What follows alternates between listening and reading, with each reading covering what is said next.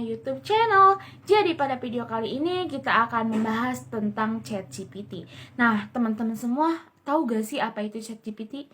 Pasti sebagian ada yang tahu dan ada juga yang belum tahu ya pastinya. Nah, jadi di sini atau pada video kali ini saya akan menjelaskan tentang ChatGPT. Di sini saya akan menjelaskan pengertiannya, terus manfaatnya, kekurangan-kekurangannya, dan juga nanti saya akan memberikan contoh penggunaan dalam ChatGPT ini. Nah, mulai saja ke yang pertama, yaitu pengertian dari ChatGPT. Jadi, ChatGPT itu merupakan singkatan dari Generative Pre-training Transformer yang merupakan platform kecerdasan buatan. Nah, bentuknya ini sebenarnya sangat sederhana sekali. Jadi, kamu itu tinggal mengajukan sebuah pertanyaan yang akan langsung dijawab oleh ChatGPT ini secara waktu yang sangat singkat. Nah, kamu pernah nyobain chatbot belum? Nah, kalau misalkan kamu pernah nyobain chatbot, itu bentuknya sama sekali kayak chatbot.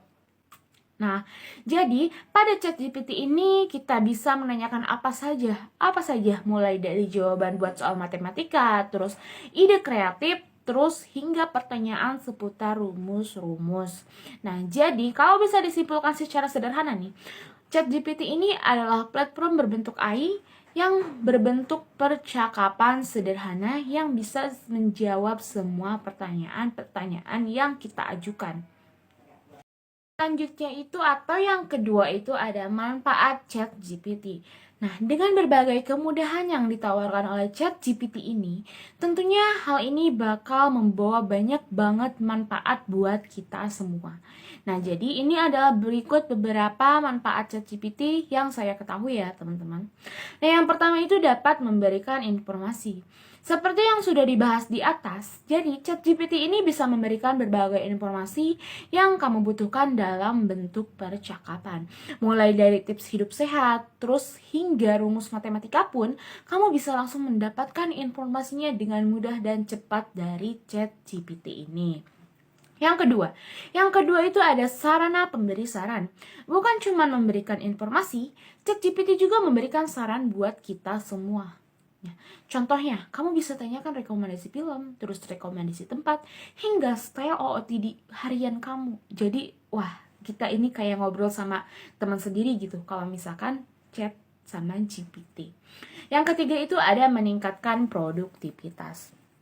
Terus, dalam meningkatkan produktivitas ini, kita membutuhkan bantuan dari ChatGPT. Hah, kok bisa gitu meminta bantuan dari ChatGPT? Jadi, kamu bisa menanyakan berbagai informasi yang kamu butuhkan. Jadi, secara otomatis ini, maka produktivitas kamu pun bakal meningkat. Yap, dengan adanya bantuan ini, maka tugas-tugas kamu akan lebih cepat terselesaikan dan kamu bisa mengerjakan tugas lainnya. Terus yang keempat itu ada sarana belajar. Jadi, ChatGPT ini bisa jadi sarana belajar yang bagus kalau kamu bisa memanfaatkannya dengan baik. Jadi, kamu bisa mendapatkan informasi-informasi yang mungkin sebelumnya nggak kamu dapatkan nih. Jadi, tapi bukan berarti kamu bisa menjadikannya sebagai sarana buat malas belajar ya. Jadi, langsung mencari jawaban lewat chat gitu. Jadi, jangan ya, kita harus mendapatkan informasinya itu secara bijak. Yang terakhir yang saya ketahui tentang manfaat dari ChatGPT ini adalah memperluas percakapan. Suka kebingungan nih kalau misalkan kita cari topik waktu ngomong sama seseorang.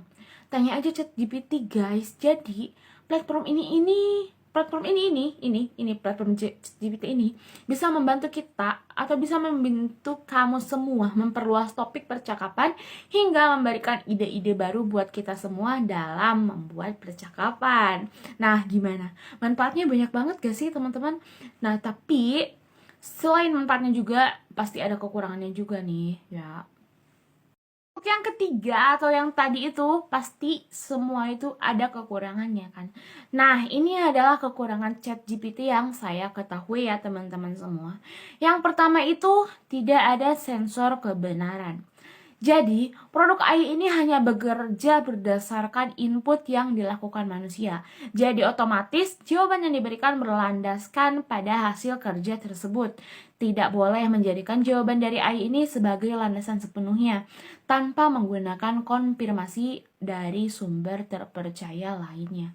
Jadi belum tentu benar jawabannya. Jadi kita juga harus mengkonfirmasi jawabannya lagi dari sumber-sumber lainnya, apakah itu benar ataupun bukan. Terus yang kedua itu harus terus diperbarui. Jadi beberapa pertanyaan mungkin tidak bisa dijawab oleh ChatGPT ini. Hal ini bisa terjadi karena beberapa query belum dimasukkan. Seperti yang telah disebutkan sebelumnya, ChatGPT hanya memiliki database dengan jangka waktu maksimal hingga tahun 2021. Tentu perlu terus pembaharuan agar sistem bisa lebih optimal dalam bekerja. Terus yang terakhir ini yang saya ketahui kekurangannya itu ada tidak memahami realita. Saran jawaban dari ChatGPT terkadang kurang kontekstual dengan apa yang kamu inginkan. Misalnya, kamu bertanya tentang cara memperbaiki laptop yang rusak. Mungkin jawabannya hanya berdasarkan input yang ada, sehingga sifatnya sangat umum dan tidak bisa menjawab kebutuhan kita semua. Wah, ternyata ChatGPT ini bakal memudahkan hidup kita banget ya teman-teman semua. Tapi nih ya, ChatGPT ini harus kita bisa dimanfaatkan dengan baik dan benar ya teman-teman. Nah, untuk selanjutnya, untuk yang terakhir ini, saya akan memberikan contoh tentang penggunaan ChatGPT. Sebelum ke videonya, saya akan memberikan kalian pengetahuan gitu. Bagaimana sih kita cara daftarnya untuk ChatGPT? Sebentar ya teman. Nah, cara menggunakan ChatGPT ini saya akan memberitahukan. Setelah mengetahui beberapa manfaat dan kekurangan tadi, di sini ada cara untuk menggunakan ChatGPT-nya. Nih, yang pertama-tama itu kamu bisa masuk ke situs chat.openai.com. Terus, kemudian pilih sign up kalau kamu belum pernah menggunakan ChatGPT atau login kalau kamu pernah membuat akunnya. Terus, kamu juga bisa menggunakan email ataupun akun Google buat masuk ke ChatGPT ini. Ketika sudah melengkapi data-data yang diminta, kamu akan dikirimkan kode verifikasi melalui WhatsApp ataupun SMS. Lalu kan verifikasi hingga bisa masuk ke web itu lagi. Nah, pada kali ini saya akan memberikan contoh menggunakan teks ChatGPT. Nah, yang pertama itu saya akan memberikan contoh ChatGPT tidak menggunakan bahasa Indonesia ataupun hanya subjeknya saja. Seperti kalian lihat, kalau misalkan kita hanya menggunakan subjeknya saja, yang keluar itu bahasa Inggris. Nah, kalian lihat ya teman-teman, yang keluar bahasa Inggris. Namun, kalau misalkan kita menggunakan chatnya, menggunakan bahasa Indonesia, tuh. Nah, member NG3 menggunakan bahasa Indonesia. Kita lihat apakah yang keluarnya menggunakan bahasa Inggris ataupun menggunakan bahasa Indonesia. Nah, tuh kan seperti yang kalian lihat, kalau kita menggunakan bahasa Indonesia, pertanyaannya dan lebih rinci, yang keluar juga akan menggunakan bahasa Indonesia dan lebih rinci lagi. Jadi, untuk kalian semua, jika ingin menggunakan ChatGPT, kalian harus menggunakan bahasa Indonesia dan pertanyaannya lebih rinci supaya keluar jawabannya lebih terjelaskan. Begitu ya teman-teman. Nah, kalian bisa lihat ya teman-teman semua, ini merupakan contoh-contoh saya dalam menggunakan ChatGPT. Nah,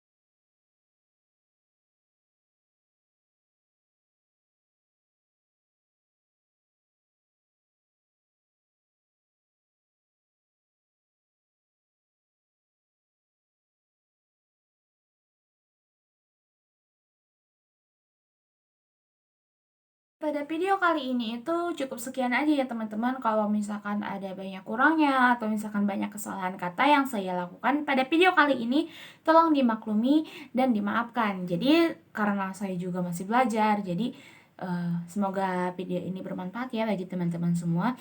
Terus jangan lupa like, comment, and subscribe. Bye-bye.